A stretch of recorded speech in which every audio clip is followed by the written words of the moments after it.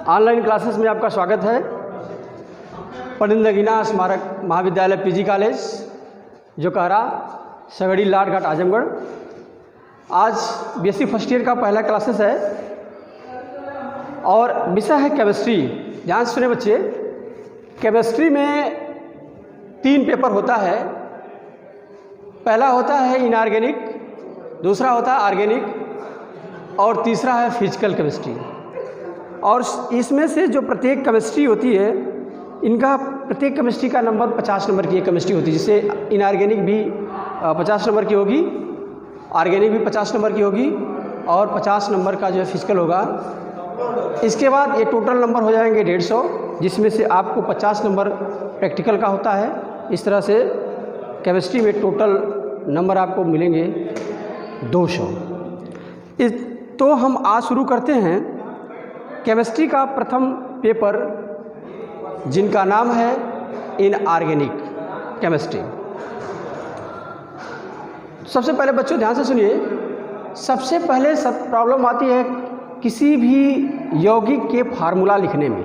Formula को कैसे लिखेंगे ये ध्यान से सुनिए। मैं आपको बता रहा हूँ, अपने ट्रिक और लॉजिक के आधार पर जो है इन सबको ध्यान से सुने।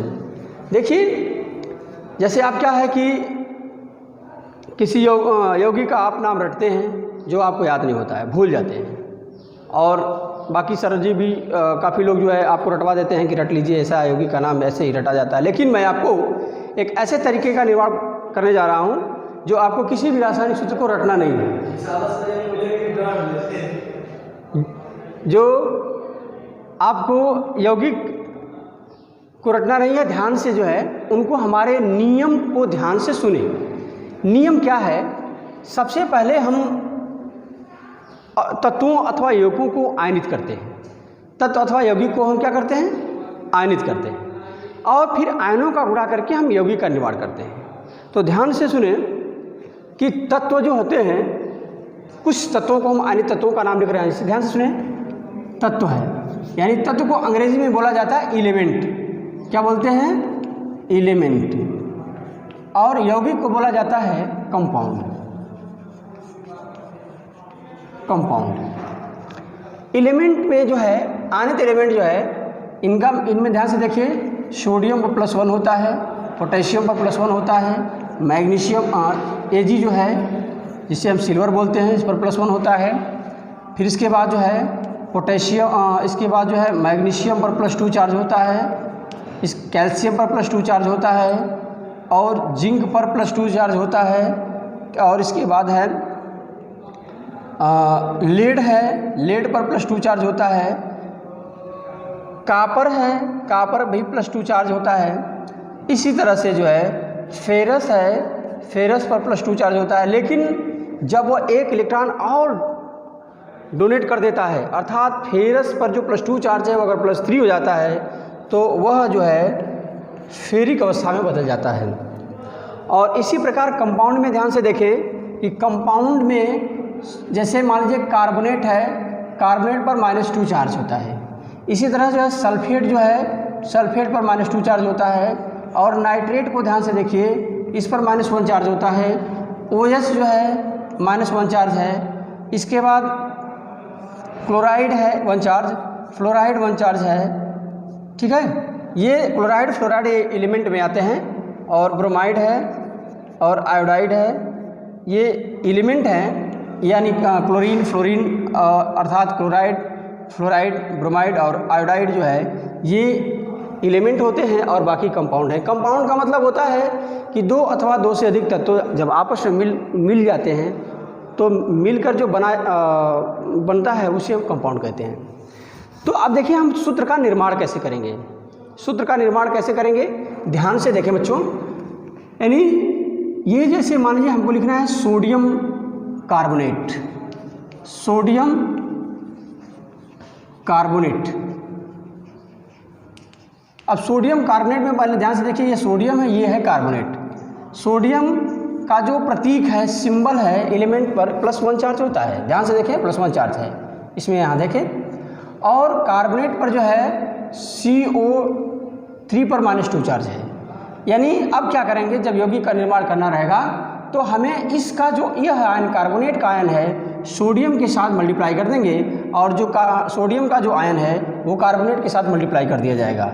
यानी ये आपका यौगिक बन जाएगा Na2CO3। देखिए बहुत आसानी से आपको जो है किसी कंपाउंड का निर्माण कर दिया गया है केवल आयनों का गुणा करके।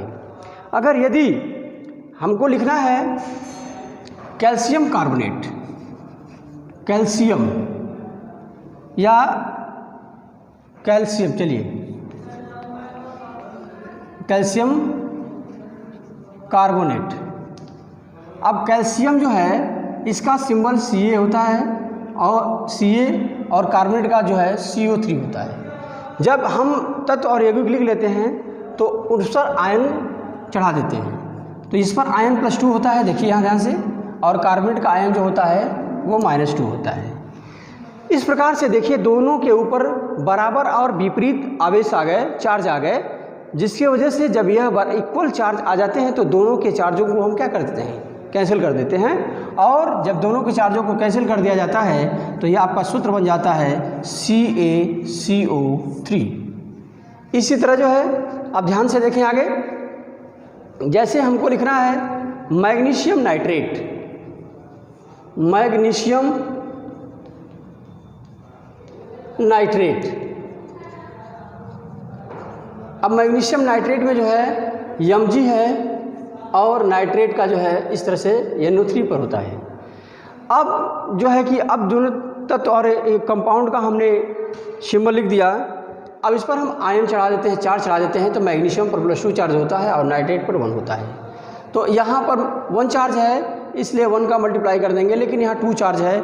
अब इनको हम यहाँ देखिए कंपाउंड है, इसलिए जब हम 2 का मल्टीप्लाई करेंगे तो 2 का मल्टीप्लाई करने के बाद हम ऐसे इस सिचुएशन में करेंगे कि यह 2 का मल्टीप्लाई नाइट्रोजन और ऑक्सीजन दोनों के साथ हो, तो हमें क्या करना पड़ेगा, इसमें हमें कोष्टक लगाना पड़ेगा, अर्थात इस तरह से हमें एक कोष्टक कर दिया जाएगा। यानी इसका हो जाएगा MgNO3 का ट्वाइस। तो ध्यान से देखिए ये था यौगिक निर्माण की विधियां हैं, निर्माण की नहीं बल्कि फार्मूला बनाने का एक तरीका है, और इस तरह से जो है हम फार्मूला का निर्माण करते हैं। जैसे मान लीजिए अगर हमें सिल्वर क्लोराइड बनाना है तो सिल्वर क्लोराइड बनाना है तो सिल्वर और क्लोराइड को ले लेंगे, दोनों पर +1 चार्ज है। सिल्वर है का होता है जो सिंबल Ag और क्लोराइड का Cl होता है, इस पर चार्ज चढ़ाएंगे +1, क्योंकि सिल्वर एक प्रकार का मेटल होता है और क्लोरीन पर -1 चार्ज होगा, इसीलिए अब दोनों बराबर विपरीत आवेश हो जाने के कारण जो है इनका जो सूत्र बनेगा AgCl का निर्माण होगा। इसी तरह आपको अगर लिखना है फेरस सल्फेट, फेरस सल्फेट में जो है फेरस अगर लिखना है तो फेरस सल्फेट के लिए Fe+2 हो जाएगा और सल्फेट पर देखिए -2 का चार्ज होता है। दोनों बराबर और विपरीत आ गए, इसलिए दोनों चार्जों को हम क्या कर देंगे, कैंसिल कर देंगे, और इसका जो फार्मूला बनेगा वो बन जाएगा FeSO4। लेकिन अगर फेरस को छोड़कर कहीं फेरिक दे दिया जाए तो फेरिक जब दे दिया जाएगा तो ध्यान से देखिए, यानी Fe पर फेरिक में +3 चार्ज आ जाता है, क्योंकि एक इलेक्ट्रॉन डोनेट कर देता है, यानी उसका ऑक्सीडाइजिंग हो जाता है, ऑक्सीडेशन हो जाता है, आयरन का ऑक्सीडेशन हो जाता है तो वह फेरस से फेरिक बदल जाता है, और यह हो जाएगा आपका सल्फेट पर -2 चार्ज है। दोनों के आवेशों में डिफरेंस होने के कारण दोनों के जो आवेश हैं, चार्जेज हैं, उनको जो क्रॉस मल्टीप्लाई कर दिया जाएगा, जिसकी वजह से Fe2SO4 का थ्राइस हो जाएगा। ये है फेरिक सल्फेट का सूत्र।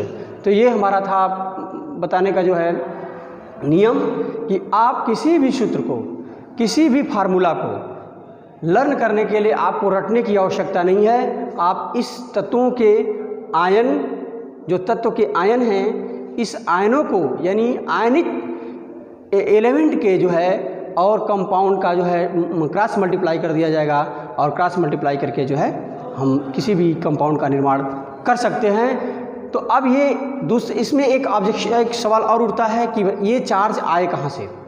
ये चार्ज जैसे सोडियम +1 चार्ज कहाँ से आया, पोटेशियम पर +1 चार्ज कहाँ से आया, इसी तरह कार्बोनेट पर -2 चार्ज कहाँ से आया, और सल्फेट पर -2 चार्ज कहाँ से आया।